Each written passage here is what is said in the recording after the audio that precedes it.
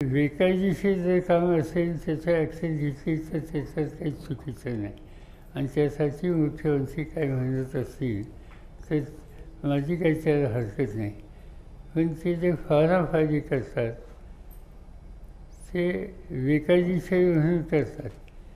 पण 10 वर्षापूर्वी ते बांधलं गेलं. 10 वर्ष काही धोका काढला होता का? एक अर्धा वर्षाच्या नंतर असा निर्णय घ्यायचा.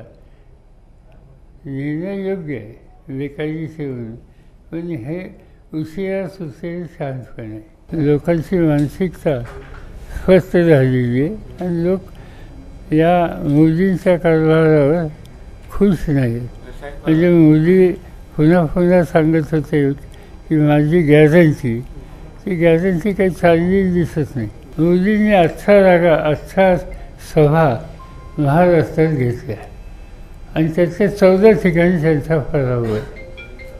म्हणून माझी तर आग्रहाची विनंती आहे की महाराष्ट्राच्या विधानसभेच्या निवडणुकीत मोदी साहेबांनी जास्तीत जास्त सभा घ्याव्यात. ओएसिस फर्टिलिटीच्या तज्ज्ञांनी IVF उपचार पद्धतीद्वारे 1 लाखांहून अधिक जोडप्यांना मातृत्व प्राप्तीचा आनंद दिला आहे. मोफत अपॉइंटमेंट बुक करण्यासाठी आजच संपर्क साधा. संसदेमधले खरी राष्ट्रवादी कोणाचे? कारण सुनील तटकरे सुद्धा दावा करतात की खरी राष्ट्रवादी ही आमचीच आहे.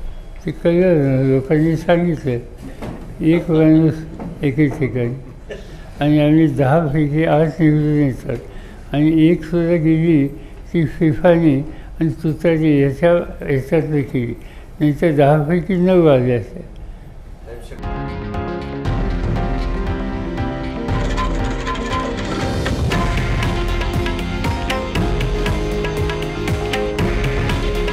हे आहे देशातील नंबर 1 न्यूज नेटवर्क आणि आपण पाहत आहात TV9 मराठी. काळजी तुमची, हित महाराष्ट्राचं.